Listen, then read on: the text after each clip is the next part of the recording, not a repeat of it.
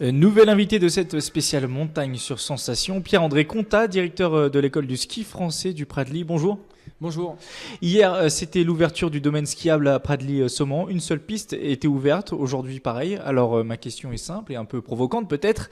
C'est les vacances pour vous ? Ah non, c'est pas vraiment les vacances pour nous parce qu'en fait, notre objectif, c'est vraiment de satisfaire tous ces vacanciers qui sont venus sur le site de Pradly-Saumon.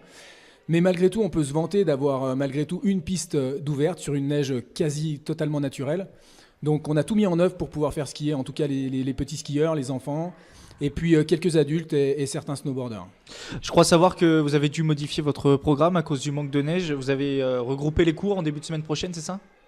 Oui, alors c'est effectivement, en fait, on est toujours un peu inquiet parce que quand on regarde les sites de météo, on voit que les températures ne sont pas forcément très basses, donc on a l'obligation d'effectivement de satisfaire cette clientèle, donc on a tout centralisé sur le début de la semaine.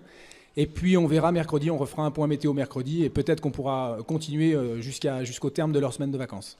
Parlons de l'ESF, l'école du ski français, essentielle pour apprendre à skier évidemment.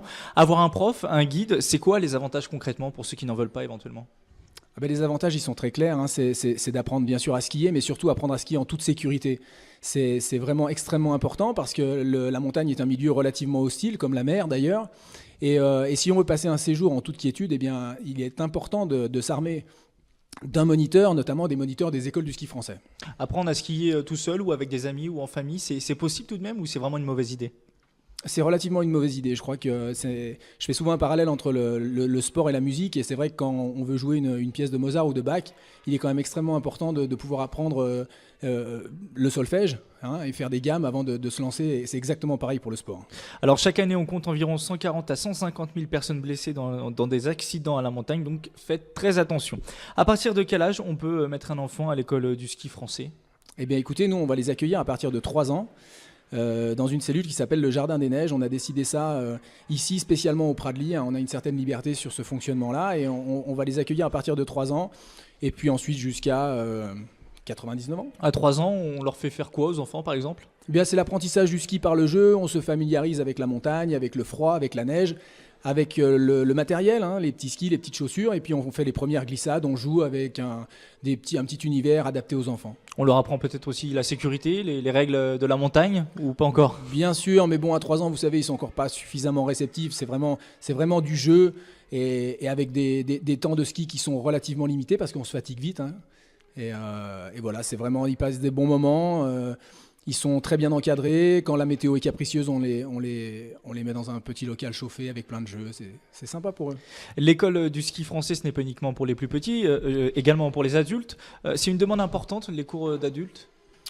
Alors c'est une demande qui reste importante, mais on s'aperçoit que les familles centralisent beaucoup leurs vacances sur les enfants, comme ma foi pour beaucoup de choses.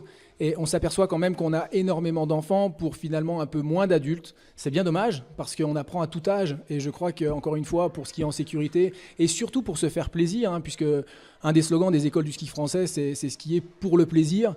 Eh bien, c'est un plaisir qui est en adéquation avec la technique. Et je crois qu'on peut aussi faire skier les adultes avec beaucoup de facilité. En tout cas, si on a plus de 25 ans et on ne sait pas skier, il n'y a pas de honte à avoir à venir vous voir. Malgré ce qu'on pourrait croire. Mais 25 ans, on est tout jeune, bien sûr. Mais on peut même apprendre à 60 ans, sans aucun problème. Chose que l'on sait moins, c'est que l'école du ski français offre des cours pour les plus confirmés, ceux qui sont adeptes des sensations fortes et notamment du hors-piste. C'est pas uniquement pour apprendre à skier, c'est aussi pour continuer à s'améliorer. Bien sûr. On va pouvoir donner des cours à tous les pratiquants, quel que soit le niveau. Et le ski hors-piste en fait partie, puisque le moniteur diplômé de ski a les prérogatives pour emmener les gens dans un univers totalement hors-piste. Et c'est vrai qu'il y a beaucoup de paramètres à gérer. Comme je vous le disais précédemment, la montagne est un milieu hostile, mais il faut apprendre à le connaître, à l'appréhender. Avec les professionnels des écoles du ski français, c'est toujours plus facile et plus sécurisant. En termes de sport de glisse, on n'arrête jamais de progresser ? Ça, c'est une question qui est un petit peu délicate. Si, je pense qu'à un moment donné, on va arrêter, évidemment. Comme pour les athlètes de haut niveau qui ne deviennent jamais champions du monde, ils vont au bout de leur capacité. Mais je crois que malgré tout, quand on vient passer simplement une semaine au ski chaque année, on apprend tout le temps. Tout le temps. Ici, l'ESF dispense également des cours pour les personnes à mobilité réduite. Là aussi, c'est une demande qui est en augmentation ? Oui, tout à fait. On avait vraiment volonté à justement pouvoir les faire glisser, ces gens-là. Et puis, j'ai 2 moniteurs qui se sont formés.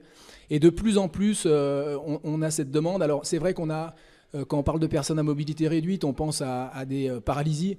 Mais on va offrir ce type de prestations-là également des personnes qui ont été fraîchement opérées d'un genou ou du dos et qui sont simplement de manière transitoire blessées, mais malgré tout, ils peuvent participer aussi à ces joies de la glisse. Et c'est vrai qu'on a un retour qui est extrêmement intéressant concernant les photos, les vidéos, les messages de remerciement. Et c'est vrai que voir le sourire sur le visage des gens qu'on a emmenés sur ces appareils-là, c'est extraordinaire.